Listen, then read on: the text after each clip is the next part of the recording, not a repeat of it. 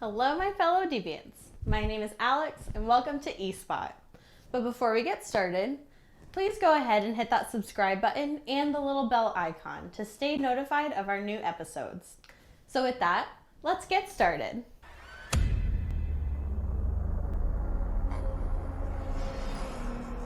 To most gamers, the controller is everything. The way it sits in your hand, the controls, everything about it can affect gameplay. Well, 8BitDo has created their new SN30 Pro Plus controller, which can be thoroughly customized and reprogrammed through a new app. The new 8BitDo SN30 Pro Plus features a design reminiscent of Nintendo's own Switch Pro controller, but with the analog sticks arranged side by side like Sony does with the PlayStation's gamepads. The controller was first announced around E3 of 2018, but delayed its release due to some fine-tuning. And that fine-tuning led to one major feature, the SN30 Pro Plus's ultimate software, which allows the controller to be hugely customized and reprogrammed. The software not only allows all of the controller's buttons to be remapped to a gamer's preferences, but it also allows multiple inputs to be programmed to a single button. The controller is available for pre-order now for $50 and will ship on August 7th. So Gearbox has posted an open invitation for what it's calling a celebration of togetherness event, for which could be hinting at the announcement of crossplay. Unfortunately, crossplay won't be available at release. However, it may be released later on. The company posted the announcement with a wedding invitation-like image, announcing the event would be on Borderlands.com at 7 a.m. Pacific Time on July 16th. That gave us a trailer of 4 Vault Hunters joined together in a murderous musical killing enemies. Gearbox CEO also tweeted another obscure teaser about the event, saying, "We'd be honored for you to take this moment to celebrate our togetherness, and we anticipate that what we have prepared for you can create a shared moment of happiness, joy, and wonder." Hopefully crossplay will be available eventually, which would take a bit of the edge off of it being an Epic Games Store exclusive, and would hopefully let console and PC players work through Borderlands 3's 35-hour-ish campaign together. The free-to-play multiplayer monster hunting game Dauntless has received its first major update just a few days ago. Titled Fortune and Glory, bringing new challenges called Trials, 2 new hunt passes, an in-game store called Lady Luck Shop, and pirate gear. Trials will have players go head-to-head against bosses that have different modifiers, and you will earn steel marks, a new currency, for completing them. A new Dauntless difficulty will award gilded marks instead, which is a rarer currency that allows you to buy more uncommon and unique cosmetic items. This update also kicks off a new season called High Skies, which comes out with 2 hunt passes. Fortune and Glory officially launched on July 16th. Pokemon developer Game Freak has been battling the fire of fans ever since they announced that Pokemon Sword and Shield wouldn't let you put all previous Pokemon in the game's Pokedex. The fallout from that decision sparked a rumor that Game Freak has been using recycled 3D models of what older Pokemon will be available in order to cut down on production costs. With a month-old interview featuring Game Freak's Junichi Masuda and Shigeru Omori disputed the rumor, saying that Game Freak has in fact been creating new models for Pokemon from scratch. The pair added that importing all 809 previous Pokemon at the time into Sun and Moon was difficult. The two said bringing Pokemon into the Switch's improved 3D graphics compared to the 3DS titles would have been considerably more difficult than importing them into another 3DS game. Omori also said that of course they wanted to be able to bring all Pokemon if they could do it, but it was also a decision that they had to make someday. And in the end, he had no choice but to choose quality. I don't blame him for choosing quality over quantity.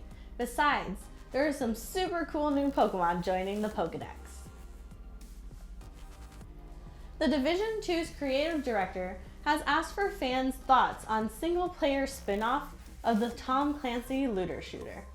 Creative director at Massive Entertainment, Julian Geraghty, retweeted an idea from Tim Spencer, the level director at LEGO Studio TT Games.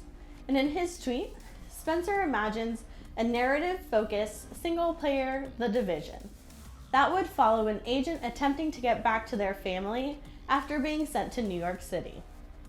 He notes that in the thread that none of the stories have explored what a Division agent sacrifices and what they go through mentally, which would make a good grounds for a single-player offering. And unsurprisingly, there are hundreds of responses, many of which are enthusiastic about the idea of a single-player Tom Clancy game.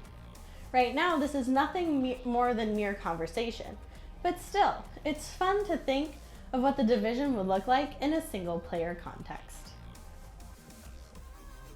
Alienware offers several different configurations of the M15, ranging from $1,300 all the way up to $4,300.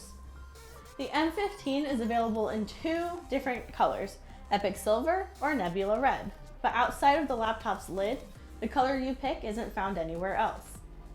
The trackpad is centered with a keyboard that boasts individually lit RGB keys. A number pad is also backlit to the right of the standard keyboard. A backlit Alienware logo acts as the power button just below the display, as well as the lid on the laptop. You can control the color of the logos in Alienware Command Center. Otherwise, it will match the color theme of the keyboard. It has an OLED display, which stands for Organic Light Emitted Diode, commonly found on most flagship smartphones like the iPhone XS and Samsung's new Galaxy S10. The benefits of this display include wider color range, improved contrast, deeper blacks, and low power consumption. The M15 is the thinnest laptop Alienware has produced, and Command Center is what's used to control the keyboard lighting, enable or disable various performance modes, and create system profiles that are triggered when you launch a specific game or app. Maybe I can enjoy the luxury when my wallet allows. Apex Legends developer Respawn is looking to deter cheating by forcing those who break the rules to play together. The studio explained that it'll soon be able to use matchmaking to pair cheaters and spammers together, casting them into a video game limbo to duke it out. It's also working on a number of other countermeasures, including requiring 3-factor authentication in certain regions on high-risk accounts, using machine learning to create behavior models that detect and auto-ban cheaters, and increasing resources so it can dedicate more time to rooting out delinquents. Respawn has again reiterated its commitment to fighting the ongoing war against those dodgy characters looking to profit through deception rather than skill, and in March has already banned 355,000 cheaters on PC alone. Why are there so many cheaters anyway? Blizzard is working on changes to Overwatch's cheat detection system that will automatically end matches when the game detects that one of the participants is cheating. Again, why are there so many cheaters and that it's a problem? Curbing cheats can be a constant battle for online games, especially for those as high profile as Blizzard's competitive shooter Overwatch. And this coming feature makes for a proactive way to deal with those using cheats in the online game. The feature is already active in the game's PTR, and Blizzard's Jeff Kaplan says that the system acts in a way that won't punish rule-abiding players on either side of the match, just because of a single cheater caused the match to shut down. The cheating player, however, will face very harsh actions against them once they're found out. And should the system work as intended, these changes to Overwatch's automatic cheat detection would deal with cheaters before they have much of a chance to sour the game for players that routinely play by the rules. So that's all that we have for tonight. Remember not to cheat in your games, unless it's The Sims. Don't forget to hit that subscribe button and check out deviouseye.com for all episodes of eSpot.